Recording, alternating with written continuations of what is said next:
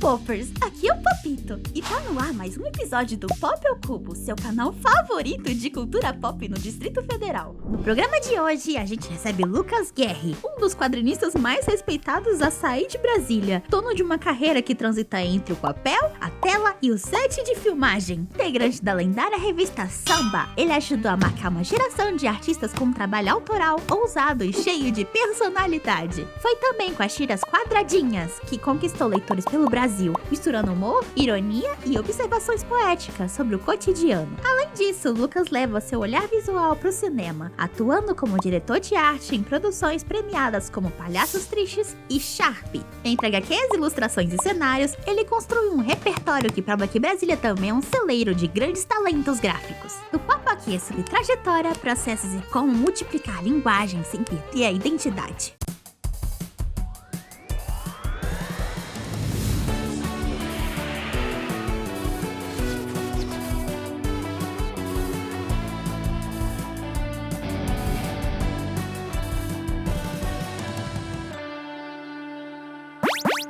Olá, eu sou Eric Noire. E eu sou a Ashley Kira. E hoje a gente está aqui com o Lucas Guerri, um artista plástico, quadrinista, diretor de arte, designer gráfico, roteirista e editor de publicações, nascido e residente aqui de Brasília. Muito bem-vindo, Lucas. Obrigado, Lucas.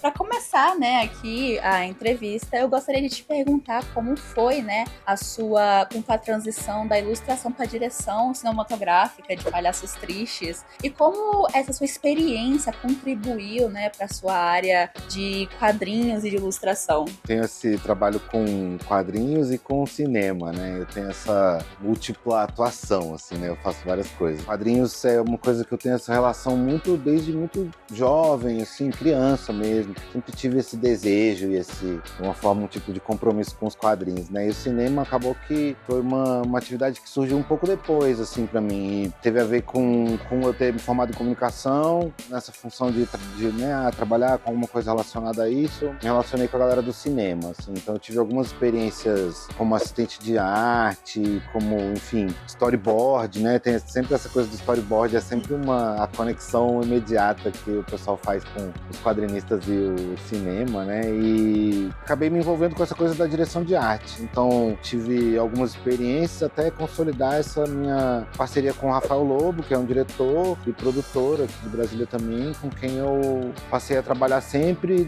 junto nos projetos, Então eu fiz a direção de arte de todos os curtas de ficção dele até agora e também do longa. E depois, num certo momento, passei a me envolver também no roteiro. E a gente gostaria de saber, como que começou tudo isso, o Lucas Guerri criança, Minha relação com os quadrinhos acho que é a primeira coisa, que eu encontrei que teve essa relação mesmo, tanto de me tornar um super leitor de quadrinhos, quanto desse desejo de desenhar e de fazer as minhas coisas, Então eu tenho, desde, antes, nesse processo meio de alfabetização mesmo, quando eu descobri os quadrinhos, E eu acho que é um lance meio geracional, pra mim era muito a experiência da banca de revista, eu tinha esse hábito e essa relação, me tornei esse leitor voraz de quadrinhos mesmo, quando eu comecei, fiz esse ciclo comum aí do leitor brasileiro de quadrinhos, a Turma da Mônica, tinha os quadrinhos da Disney, do Tio Patinhas, Pato Donald, tinha um ecossistema bem complexo do quadrinho infantil brasileiro na minha infância,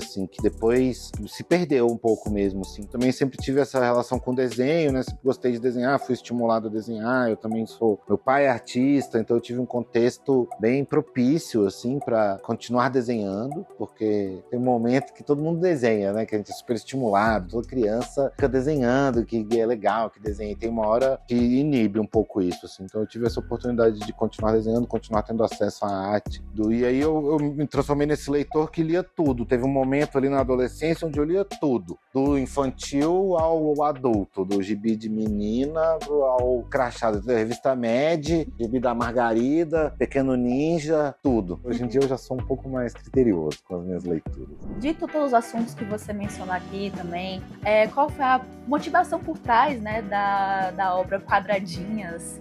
E o que você enxerga em relação com a revista Samba na sua trajetória como quadrinista? A revista Samba foi esse projeto que foi até antes dessa coisa dos ateliês coletivos, né? Assim, a samba durou entre 2008 e 2013. A gente tinha muito esse desejo de publicar, então a gente produziu a revista muito nesse lugar do desejo, assim, que legal, vamos fazer uma revista e tal. Mas acabou que pegou bem, assim, no momento. A gente fez um esforço, já tinha outros projetos de antologia similares, assim, na época. Tinha a revista Prego, no Espírito Santo, tinha o pessoal da Tarja Preta, no Rio. Um pouco antes teve a turma do Sociedade Radioativa em São Paulo, que eram projetos similares, nessa lógica da antologia, de serem publicações coletivas e tal, mas eram projetos que ainda tinham muito essa identidade material, assim, do zine. Preto e branco, meio artesanal, meio papel jornal, cada um tinha uma característica, assim. E na samba a gente fez esse esforço por, não, vamos fazer colorido, papel couché. E a gente fez um esforço de também chamar pessoas de Brasília, chamar pessoas que não eram dos quadrinhos, mas que eram da ilustração, ou que eram das artes visuais e tal. A gente conseguiu um impacto nacional mesmo, a gente conseguiu indicação HQ Mix, fomos participar do Festival de Quadrinhos em Belo Horizonte em 2009, né? Então a gente estava com a samba ainda recém-lançada e tal, a gente conseguiu causar um impacto e foi legal, assim. E aí as quadradinhas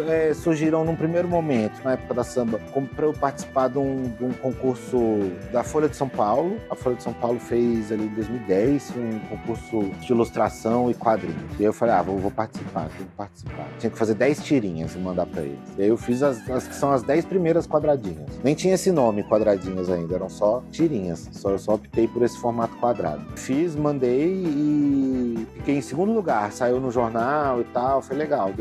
Publicou umas quadradinhas lá na Folha, publicou depois uma outra tirinha e tal, mas não engrenou muito essa coisa dos freelas lá com eles. Virou a raiz dessa coisa. Se vocês forem ver lá na revista Samba número 1, tem já umas proto-quadradinhas, assim, uns quadrinhos já explorando esse formato, fugindo do formato de página tradicional. E aí eu publiquei as 10 primeiras e passei a fazer toda semana uma nova durante um ano e pouco, assim, um ano e meio mais ou menos. Eu fiz toda segunda, eu publicava uma quadradinha no blog da revista Samba. E aí depois de quase um pouco menos de 2 anos, eu já estava bem confiante do método, da técnica ali, do ritmo de produção. E aí eu passei a fazer diária, todos os dias. Eu fui para esse modelo da tirinha de jornal mesmo, a tirinha diária. A tirinha com essa coisa que é uma experiência narrativa muito curta, né? Mesmo as quadradinhas, rompendo com essa coisa dos 3 tempos, assim, né? Elas são 9 quadros na base, né? Uma experiência de leitura de segundos, assim, né? Tipo assim, a pessoa vai ler ali, se eu ficar 1 minuto ali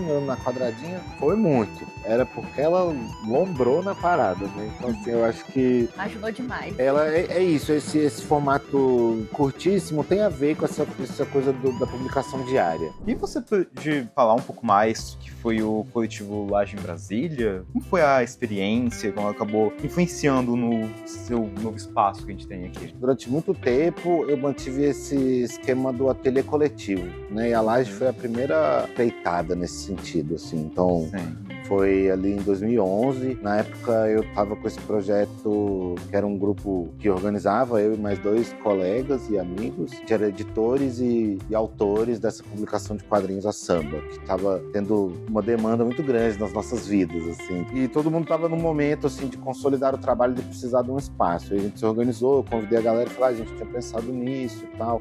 Era um momento onde os aluguéis naquela região ali das casas na 700, na Asa Sul, estava propício, assim, e aí a gente conseguiu juntar um grupo de 7 pessoas, eu acho, no início, e dividir um espaço, uma casinha residencial dessas, só que a gente usava como espaço de trabalho. Um lugar para receber pessoas, para reuniões, mas também para fazer eventos, para fazer os lançamentos das publicações, ou até dos curta-metragens, né? O Palhaço Triste foi um projeto que aconteceu na Laje. A gente conseguiu envolver todo mundo do espaço, assim, de alguma forma.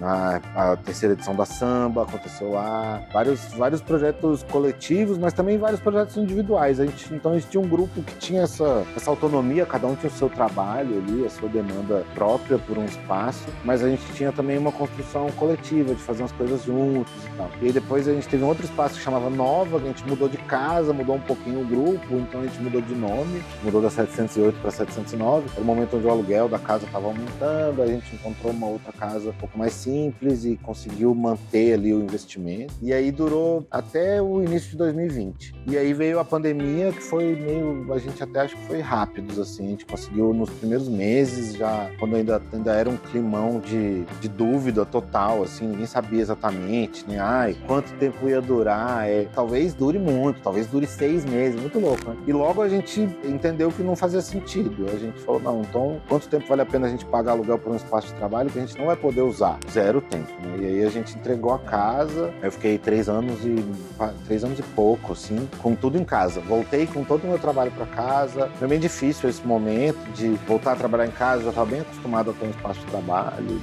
para mim funciona bem isso. Esse lance do artista independente, profissional autônomo, do freela, né? Muitas vezes trabalha em casa, tem lá os seus confortos e tem lá os seus perigos. Para mim foi bom essa coisa de tirar o trabalho de casa, e daí assim que eu consegui, vai fazer, agora eu tô no meu 3º ano aqui nesse espaço que vocês estão conhecendo, que é esse ateliê, que agora é um outro formato, né? É um ateliê individual. Agora, só pra finalizar aqui, a gente vai fazer um quadro de ping-pong, um bate-bola aqui. A gente vai fazer uma pergunta, certo? Meio primeira coisa que viesse na sua cabeça, pode ser? Tá bom. Uma obra que te impactou. Falando de quadrinhos, né? Eu gosto bastante de Akira. Uma coisa que te inspira, mas que tipo, ninguém imagina, assim.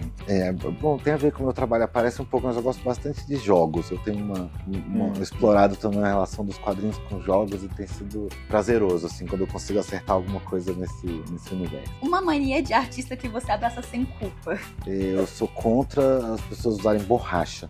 E eu não uso também. Você mancha o desenho inteiro, quando você vai ver, tá todo... Na hora de desenhar, tem que aprender a não ficar voltando, sabe? Ter confiança. Uma cor que define o seu trabalho. Um azul clarinho. Um quadrinho que te formou, assim, como pessoa, como ilustrador, como artista. Para mim é muito importante uma publicação específica do Moebius, que é uma edição brasileira, que a Garagem Hermética e Outras Histórias. Me formou um pouco essa publicação. Muito obrigado, Lucas. Obrigado a vocês, gente. Obrigado. Muito obrigada. Infelizmente, nossa entrevista chega ao fim. O Pop ao Cubo, projeto que divulga e explora a cultura pop do Distrito Federal, fica por aqui. Tchau! Tchau!